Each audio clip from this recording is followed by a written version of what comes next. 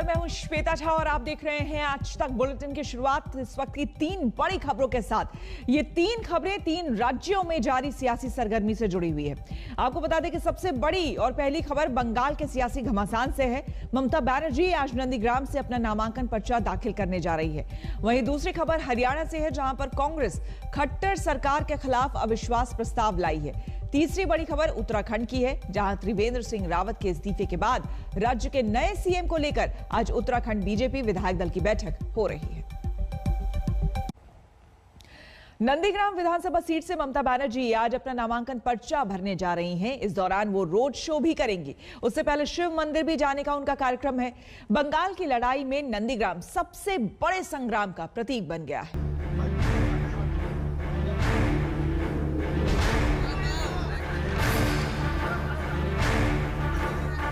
নন্দীগ্রাম সিটটা তখন খালি ছিল কি ছিল না, তখন কিন্তু আমি বলেছিলাম নন্দীগ্রামে যদি আমি দাঁড়াই কেমন হবে। আমি দেখলাম আপনারা কি বলেন, তো আপনারা বললেন খুব ভালো হবে। মনে রাখবেন আমার দু চোখ নন্দীগ্রাম। আমি বারবার বলি ভুলতে পারি সবার নাম, ভুলবো না কো নন্দীগ্রাম। नंदीग्राम के दिलो दिमाग में क्या चल रहा है इससे फर्क नहीं पड़ता। ममता तो बस लोगों का दिल जीतने में जुटी हैं। कभी मंदिर मंदिर जाकर पूजा अर्चना तो कभी मजार में हाजिरी। बंगाल के सबसे बड़े अखाड़े में डट गई हैं मुख्यमंत्री ममता बनर्जी। दुश्मन कितना ताकतवर है इसका आकलन चुनाव के परिणाम से हो जाएगा, लेकिन प्रचार अभियान का आगाज ममता ने सधे अंदाज में किया है।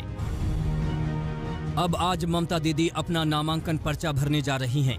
नंदीग्राम के महासंग्राम में ममता बता देना चाहती हैं कि उन्हें हराने का इरादा रखने वालों का हौसला पस्त हो जाएगा।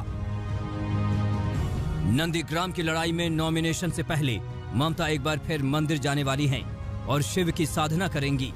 दोपहर में वो हल्दिया में अपना नामांकन पर्चा दाखिल करेंगी। उससे पहले ममता एक छोटी सी पद यात्रा भी करने वाली हैं।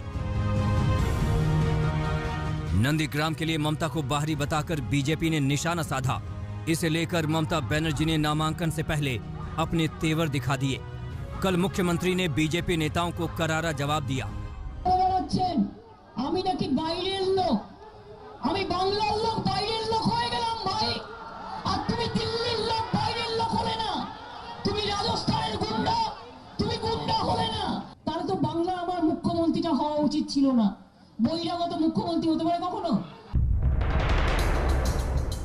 मंगलवार को ममता ने नंदीग्राम में अपने पार्टी कार्यकर्ताओं से मुलाकात की।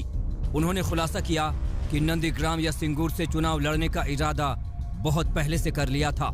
लगे हाथ वो बीजेपी पर निशाना साधने का मौका नहीं चूकी। আপনাদের মনে আছে 14 মার্চ গুলি চলেছিল। 14 মার্চ বিকেল বেলায় তখন আমি অনশন করে আমার গল ব্লাডার অপারেশন হয়েছিল। ডাক্তাররা বারণ করেছিল 2 মাস রাস্তায় বেরোতে। আমি শুনিনি, আমি হসপিটাল থেকে বেরিয়ে চলে এসেছিলাম রাস্তায়। नंदीग्राम का मुकाबला दिलचस्प होता जा रहा है। ममता के मुकाबले कभी उनके कमांडर माने जाने वाले शुभेंदु अधिकारी बीजेपी के उम्मीदवार हैं।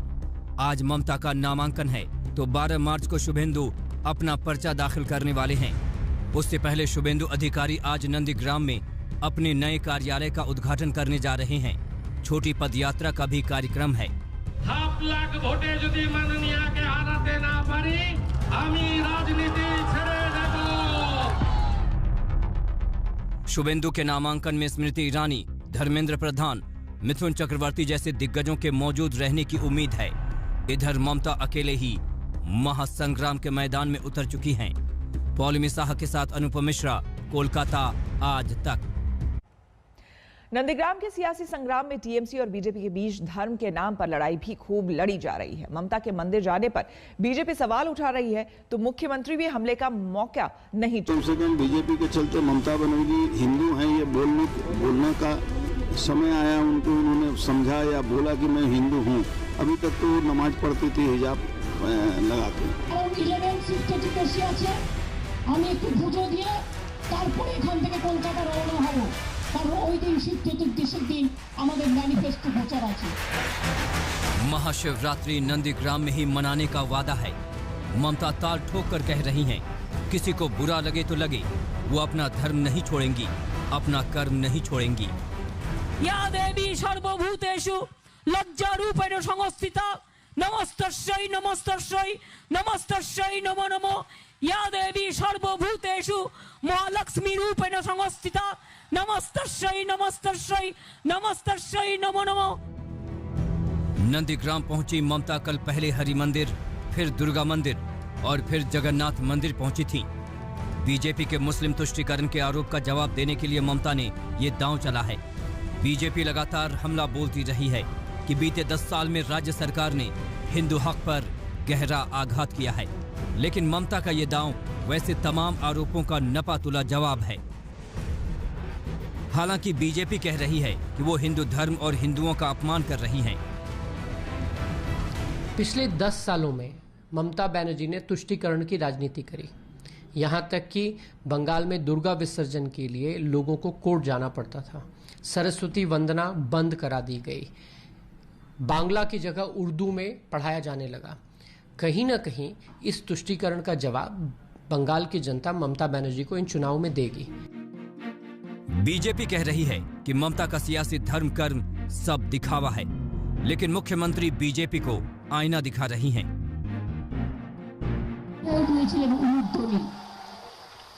তাই নন্দীগ্রাম আজ শুধু নন্দীগ্রামে নয়, সারা পৃথিবীতে নন্দীগ্রাম পৌঁছে গেছে। আপনারা ভুলে যাননি নিশ্চয়ই, আমি আশা করি।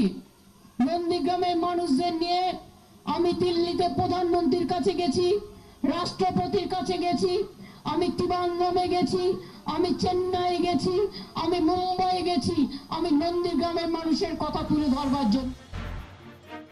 नंदीग्राम को मॉडल बनाने का वादा करने वाली ममता कह रही हैं कि 1 अप्रैल को खेला होगा। बीजेपी को मिठाई खाकर कटुता मिटाने की नसीहत दे रही हैं। बीजेपी इस पर तंज कस रही है।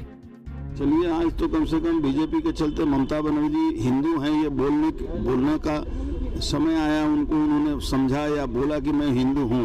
अभी तक तो नमाज पढ़ती थी हिजाब लगा के, तो ये तो बीजेपी ने उनके को बाध्य कर दिया कि वो कम से कम हिंदू हैं, ये साबित करने में तुले हुए हैं। चंडी पाठ कर रही हैं, कल रामायण पढ़ेंगे, परसों हनुमान चालीसा पढ़ेंगे, तो ये तो अच्छी बात है। हमने कम से कम एक जो धर्म परिवर्तन कर रही थी वहाँ से उनको वापस लाया। नंदीग्राम में 35% मुस्लिम हैं, जबकि शेष हिंदू। ऐसे में मंदिर मस्जिद वाली बैलेंस सियासत कर ममता बंगाल को बता देना चाहती हैं कि उनके लिए सभी की अहमियत है। इसी कड़ी में टीएमसी ने गुरुवार को महाशिवरात्रि पर ही अपना घोषणा पत्र जारी करने का फैसला किया है। नंदीग्राम से सूर्याग्नि रॉय और पॉलिमी साहा के साथ अनुपम मिश्रा, कोलकाता आज तक। बंगाल में हिंसा का दौर थमने का नाम नहीं ले रहा है। एक बार फिर राज्य के 3 शहरों में हिंसा हुई है। हुगली में एक टीएमसी कार्यकर्ता की पिटाई का मामला सामने आया। हमले का आरोप बीजेपी पर है, जिसे पार्टी ने पूरी तरह से खारिज कर दिया। वहीं दूसरी वारदात वेस्ट मिदनापुर के हाथी हल्का इलाके में हुई है। वहां टीएमसी और बीजेपी कार्यकर्ताओं में झड़प हो गई। बीजेपी का आरोप है कि नामांकन के बाद लौटने के दौरान टीएमसी के गुंडों ने हमला किया। इसमें 8 बीजेपी समर्थक जख्मी हो गए। वहीं नादिया में दीवार पर नारे लिख रहे बीजेपी कार्यकर्ताओं पर हमला हुआ है। इसमें 7 कार्यकर्ता जख्मी हो गए।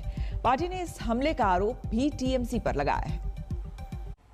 और बंगाल के बाद अब खबर हरियाणा से, जहां पर खट्टर सरकार के खिलाफ कांग्रेस अविश्वास प्रस्ताव लाई है। विधानसभा में इस पर 2 घंटे चर्चा होगी और फिर जरूरी हुआ तो वोटिंग भी होगी। यह खट्टर के लिए बड़ी चुनौती है, क्योंकि किसान के समर्थन में कुछ विधायकों के क्रॉस वोटिंग का डर सता है। खट्टर सरकार के सामने बड़ा चैलेंज बनकर आया है अविश्वास प्रस्ताव। कृषि कानूनों के मुद्दे पर बीजेपी की सहयोगी जेजेपी पर दबाव है। पार्टी विधायक अब खट्टर के खिलाफ खुलकर मैदान में उतर गए हैं।